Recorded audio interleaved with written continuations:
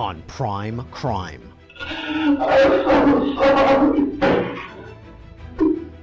A grisly death. I don't know of any case that actually viscerally impacted me more. That leads into a tough case. This could be an accident. And the shocking moments caught on tape.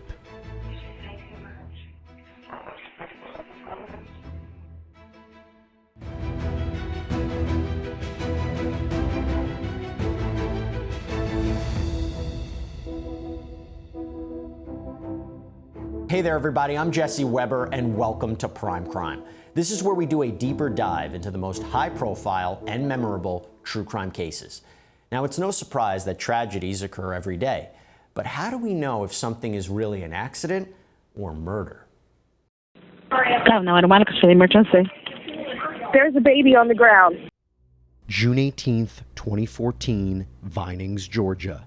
People at a shopping center watch in horror as a man pulls out a toddler's body from an SUV. We don't know if the baby's breathing. It doesn't look like it. Do you see anybody around them? Yeah, his dad, and it looks like somebody's trying to give him CPR. The boy is 22-month-old Cooper Harris, and the father is 33-year-old Justin Ross Harris, a web developer for Home Depot. We would learn that the child was left inside of that SUV for approximately 7 hours on an incredibly hot summer day.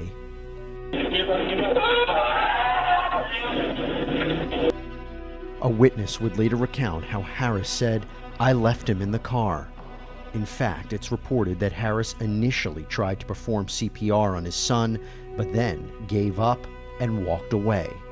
You would think that this would go to, this kind of parental primal response where you want to do everything to breathe life into this precious child. He was not doing it, and the last hands to touch this child were the hands of strangers.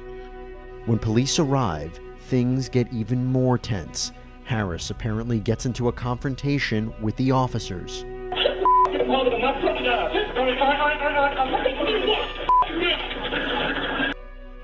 As for Cooper, he would ultimately be pronounced dead.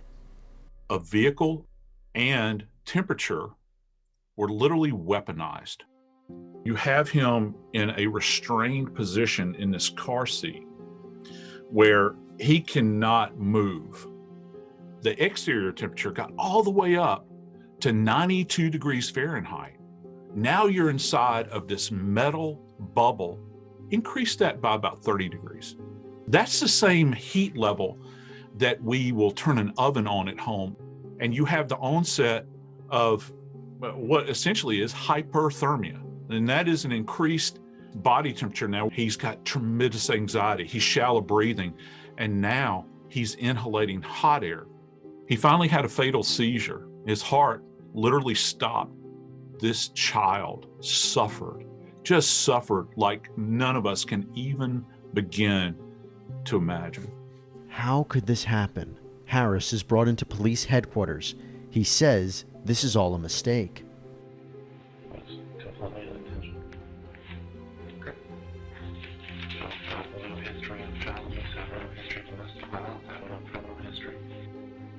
Harris explains to investigators how the day unfolded. I left my house with Timber, and the plan was I was going to take him to Chick-fil-A, which I did. After being practice, I usually take him across the street to daycare, which is at Home Depot. I made sure he's strapped in all the time. Gave him a kid. I went to work, as if he wasn't even in the back. But listen carefully to what happened next. Finished the work day, and I was driving my neighbor's now. I talked to him something. I looked to my right, changed him, and caught him in the back. I was seeing things, and I saw him, and then I lost him. Is it possible a father just forgot about his baby son in the back seat? This could be an accident. And in fact, there was a case in Texas in which it was very publicized. It was prior to this case, and it was determined in that case that there was no evidence that it was anything other than an accident. for just a few seconds, I attempted CPR. I couldn't compose myself to do it.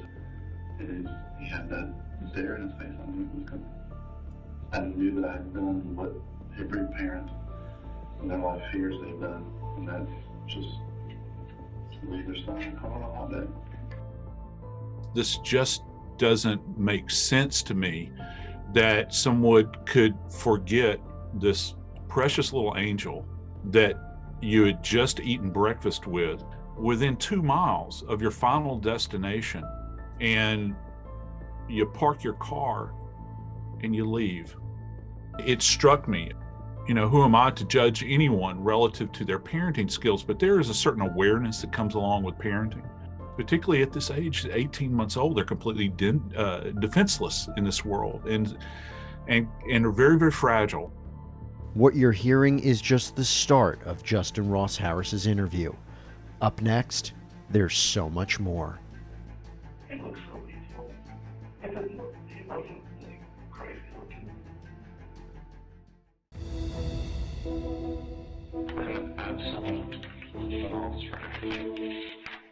It's June 18th, 2014 in Georgia, and Justin Ross Harris is explaining to law enforcement how he accidentally left his 22-month-old son, Cooper, in his car for hours on a hot day, an act that resulted in Cooper's death. Is this a tragic mistake or something else? At first, Harris appears devastated.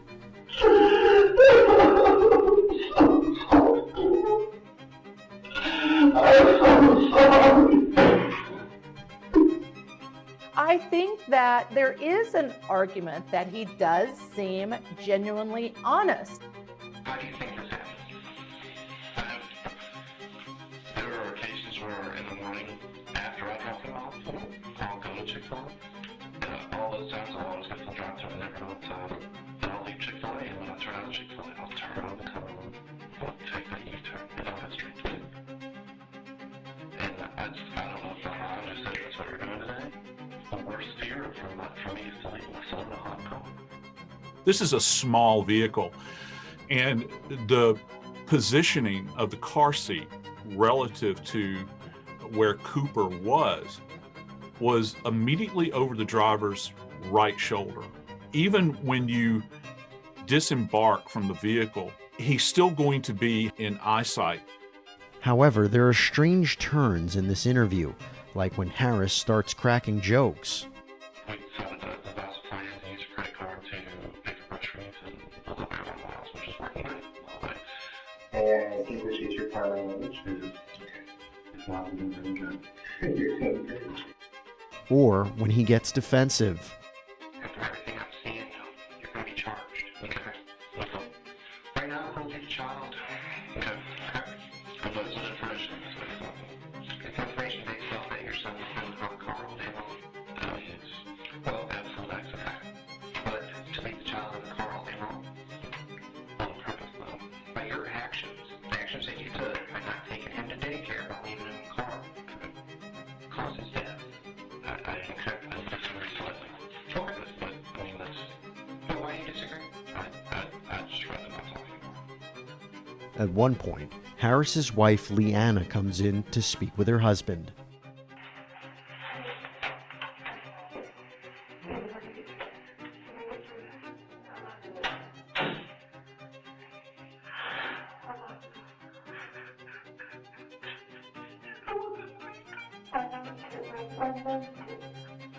It's when the two are talking, seemingly without knowing they're being recorded, that things get weirder.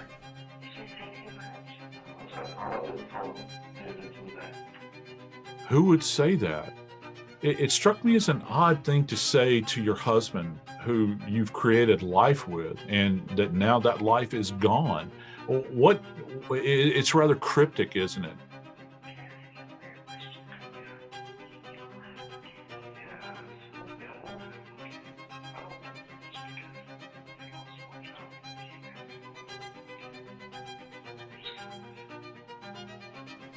It's not that everybody reacts the same, but it is not typical behavior one might expect to see out of someone who's lost their son in this manner.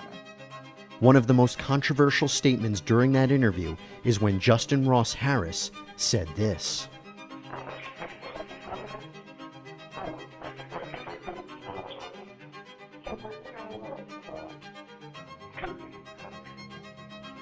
Who wouldn't want their 22-month-old son back?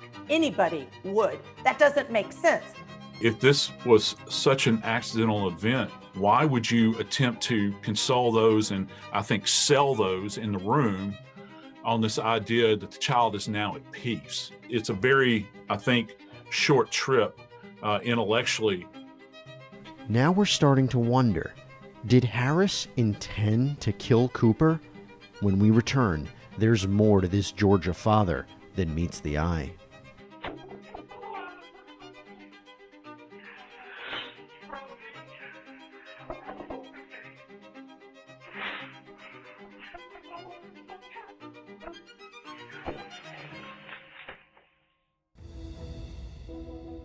Your actions caused his death.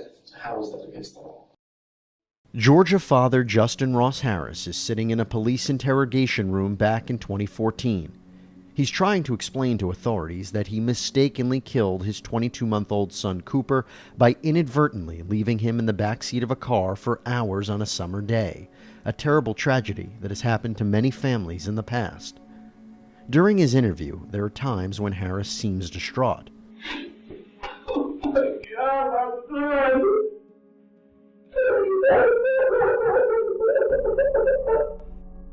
However, there's some additional evidence to consider. First, let's go back to Harris's day. Lunchtime rolls around, I got some guys that I work with across the street. They came and picked me up. We went to Publix, ate lunch.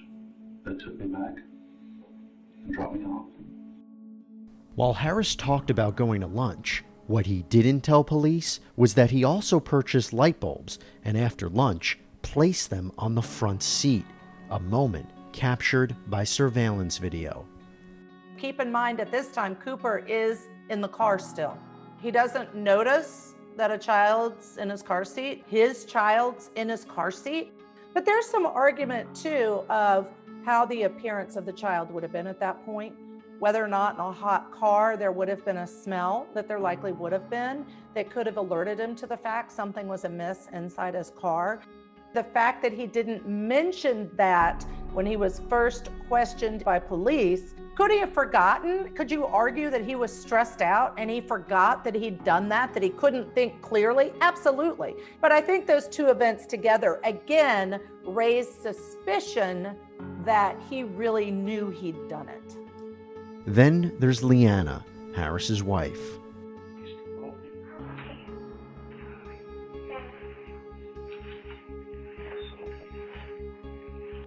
While on the surface, Harris comes off as a devoted family man, a search of his phone and internet history reveals a disturbing secret. Harris had been having multiple affairs, including encounters with both women and men. He had sex with prostitutes, messaged people using Whisper, and had even sexted with underage girls. He was actively seeking out these relationships in locations that were not immediately around where he was domiciled. He allegedly had driven all the way from Atlanta to Tuscaloosa, which is quite a distance down I-20, in order to cruise for young co-eds. And that's not all. On the day of Cooper's death, he was messaging women, sending sexually graphic pictures, and wrote online just minutes before leaving his toddler in the car, "I love my son and all, but we both need escapes," and "I hate being married with kids. The novelty has worn off." He didn't want his 22-month-old. He wanted to have all these other extracurricular activities. That was his focus. That was his time, not parenting. That is at least the approach the prosecution took with establishing motive in this case. There was actually one search that was discovered on the perpetrator's search engine. He had been looking at hot car deaths, and of course defense tried to say that this was related to the deaths of animals in cars, and I'm thinking, and is that Is that all you got? That shows forethought, that shows planning. And that, again, is just absolutely insidious. Out of all the modalities, the one you're going to choose is death by hot car. And that is just chilling to the bone. Justin Ross Harris is eventually charged with both malice and felony murder, as well as child cruelty in connection with Cooper's death. He also was indicted on multiple sex crimes charges related to messaging minors. Up next, does the state have enough to convict Harris, or is this not what it seems? Ross has always acknowledged that this was his fault. What you're going to see during this trial is that responsible isn't the same thing as criminal. Stay with us. Think all court shows are the same? We're talking about your father. Guilty or not guilty? Guilty. Think again. Judge Caprio rules with common sense. I was having contractions. I was rushing to the hospital. Inspector Quinn, what does justice demand? Jail? And compassion. I'm going to take the circumstances into consideration. The best court experience I've had. Clearly, Judge, he's been in a court before. Get caught in Providence. Hi, I'm Dan Abrams. In the exploding legal and true crime genre, Law&Crime is the only network that has it all. Good evening and welcome. This is a complicated case. Don't really jump to conclusions. Welcome to Prime Crime Tonight. Another day of drama between both sides. From multiple live trials daily to original and compelling programming, the Law&Crime Network is everywhere, and we invite you inside the jury box. This is Law&Crime. I'm a great fellow, and I have multiple people that would back that up. There are certain criminal statutes that you have to look at, and if you think that one of them meets the qualifications, that's your decision. I would disagree. October 3rd, 2016 was the start of the trial of Justin Ross Harris, a Georgia father facing murder and sex crimes charges. The prosecution argued that Harris intentionally killed his 22-month-old son Cooper by leaving him in a hot car to die in order to live a child-free lifestyle, as evidenced by extramarital affairs and communications with underage girls. The defense, though, said their client was innocent. Cooper's death was an accident. It was always an accident. The defense even called Harris's now ex-wife Leanna to support their case. Ross loved this little boy. Yes, I did. Yeah. Very much. Yet the prosecution was armed with a lot of evidence, from proof that Harris knew Cooper was in the car to the defendant's arguably bizarre interrogation tape.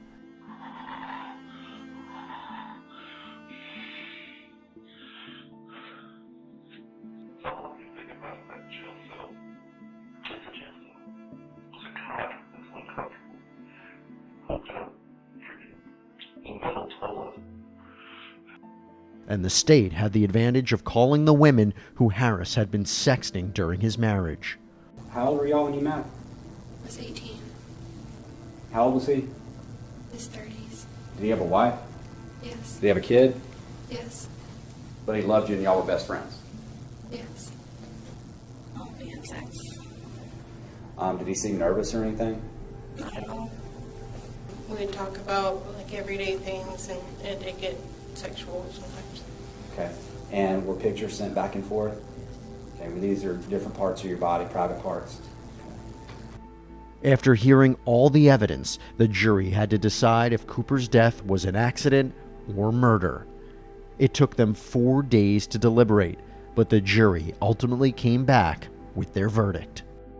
We, the jury, find as follows: count one, malice murder. As count one, we find the defendant guilty. Justin Ross Harris was convicted across the board of all charges. When I look through that lens and look back at interviews and conversations, my frustration is I feel like he was trying to cover up what he did, or he was trying to emote in ways that he would be believable. Oh my God!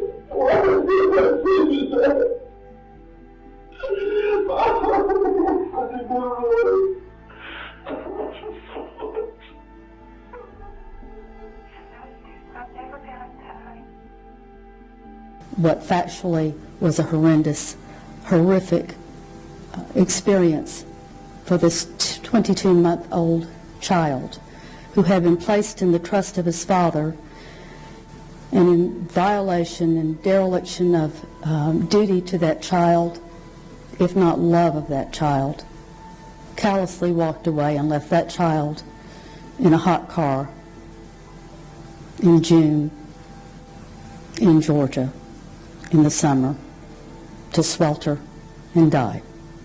Sentence of the court is life to serve in confinement without parole. In addition to life in prison, Justin Ross Harris was also sentenced to an additional consecutive term of 32 years on the other charges. Despite Harris's fight on appeal, at the time of this recording, the court has denied him a new trial. Some of the grounds were specific to things the judge hadn't allowed as evidence and the opportunity for the defense to cross-examine. I'm not surprised that it was denied. The court's going to say you've already had your bite at the apple, nothing was done that was erroneous, and so you don't get a second bite. By all accounts, Harris will spend the remainder of his days locked away, thinking about what he did to his son. I don't know of any case that actually viscerally impacted me more than the death of Cooper Harris. This event, Cooper's life, is a benchmark that we should all look to, particularly when it comes to the most defenseless, the most vulnerable and defenseless among us. Clearly, there's a lot to unpack when it comes to the Justin Ross Harris case, with many aspects just hard to believe. Here's the thing, though, that may be the biggest surprise. Hot car deaths still happen to this day. That's a problem that needs to stop now, and hopefully it doesn't take cases like this one for that to happen. That's all we have for you here on Prime Crime.